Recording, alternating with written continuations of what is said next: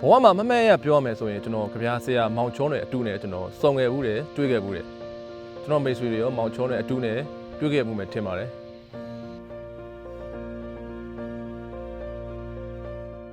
ကြပြားတွေစာပေတွေချစ်တတ်တာကလည်းကျွန်တော်ရဲ့အဖေကြောင့်လိုပဲထင်ပါတယ်ကျွန်တော်တို့ကမွေးကြတဲ့ဟာစာအုပ်ပုံထဲမှာပဲကြီးပြင်းခဲ့တယ်ဒုတိယချစ်သူစာပေဆက်ဆံရေးလို့ခေါ်တယ်စိုင်းမို့အောင်မှာကျွန်တော်တို့ကြီးပြင်းခဲ့တယ်ကျွန်တော်အဖေရဲ့လမ်းညွှန်မှုကြောင့်ကျွန်တော်စာအုပ်တွေကိုဖတ်တက်လာတယ်ဘယ်စာရေးဆရာရဲ့စာအုပ်ဖတ်ရင်ဘူးတုဒရမယ်ဆိုတဲ့အကြောင်းအရာကိုလည်းကျွန်တော်ပို့ပြီးတော့စိတ်ဝင်စားလာတယ်အဖေရဲ့ကျေးဇူးကြောင့်ပဲကျွန်တော်ကြပြားတွေကြိုက်တယ်ကြပြားဆရာတွေကိုကျွန်တော်ချစ်တယ်နောက်ဆုံးမမဲ့ရပြောရမယ်ဆိုရင်ကျွန်တော်ကလေးဘဝတုန်းက63 64လောက်ကဖြစ်မယ်ထင်ပါတယ်ဘဝမှာအခုချိန်ပြန်ပြောမယ်ဆိုရင်တော့လုံးဝအမှတ်ရဆုံးပဲဖြစ်မယ်ထင်ပါတယ်ကျွန်တော်မောင်ချောနယ်ဆိုတဲ့ကြပြားဆရာတယောက်နေအဲ့ဒီတုန်းကစုံငယ်ဘူးတယ်မမဲ့ရအဖြစ်ဆုံးကတော့အဲ့ဒီနေ့ကအဲ့ဘဲကတို့ဒီစာအုပ်အထက်လိုက်ကြီးနဲ့ကျွန်တော်ပြေတော့စကားပြောနေအောင်နော်အဲ့စာအုပ်ဆိုင်ထဲမှာပဲအဲ့စာအုပ်မှာဘာရေးထားလဲဆိုတော့မောင်ချောနယ်အတူဆိုတဲ့ကြပြားစာအုပ်လေးပဲကလေးတော့ကျွန်တော်တိတ်နားမလဲဘူးနော်ဒီဘက်ဘာတော့မောင်ချောနယ်လည်းပြောသေးတယ်မောင်ချောနယ်အတူဆိုတာဘာမှန်းတော့မသိဘူးအဲ့တုန်းကတော့ခေါင်းထဲမှာတော့အဲ့လိုအတွေးတော့ရောက်ခဲ့ဘူးတယ်ဒါလည်းအဲ့တုန်းကတော့ဖြစ်ပျက်သွားတဲ့အမှတ်တရတစ်ခုပေါ့အသက်အရွယ်ရောက်လာတဲ့အချိန်မှာကျွန်တော်ဂုံလဲယူတယ်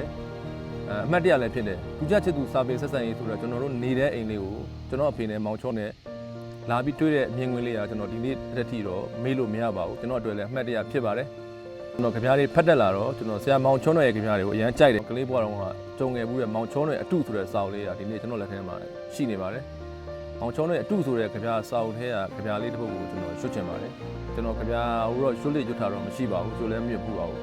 ဒါတော့ဒီနေ့ vlog လေးရချင်တာနဲ့ကျွန်တော်ဒီနေ့ဒီမောင်ချောနဲ့အတုဆိုတဲ့ကြပြားတွေကစာအုပ်ထဲကကြပြားတစ်ပုဒ်ကိုကျွန်တော်ရွတ်ပြမှာဖြစ်ပါတယ်လေးတီတော်ဝီလီယံတဲဤမျှချက်များဆိုတဲ့ကြပြားတစ်ပုဒ်ကိုကျွန်တော်ရွတ်ပြမှာဖြစ်ပါတယ်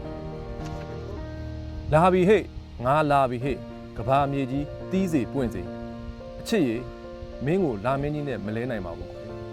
တဘာဝတရားကလည်းကြောက်သားတွေဖွဲ့စည်းလို့တိတ်သီးလာကြီးရဲ့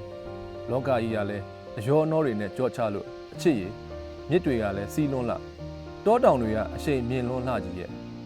ပယောဂတွေကလည်းလောကကြီးထက်ကြီးမားကျယ်ပြန့်လာလူသားအပေါင်းကလည်းအပူအားကောင်းလာကြီးရဲ့အမိုက်တွေကလည်းအတိုက်ဖွဲ့နေထိုင်လို့ကြောရုံမဲ့သတော်ဝါတွေကလည်းအတန်ခက်မှလွန်လာရဲ့သင်္ခါရတရားကလည်းအတန်ထက်မြဲစွာဝဲလို့ငွေကြီးကလည်းသွေးကိုအလေးခိုးလာကြီးရဲ့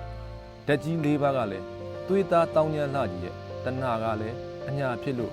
ယောဂပိုးမားတွေကလည်းခွန်အားကြီးမားလာပါရဲ့ဘဝကလည်းအရသာကျွယ်ဝလွန်လာပါတယ်ပလုတ်တုံလေးကလည်းစိတ်လှုပ်ရှားတည်ရဲ့အချစ်ရည်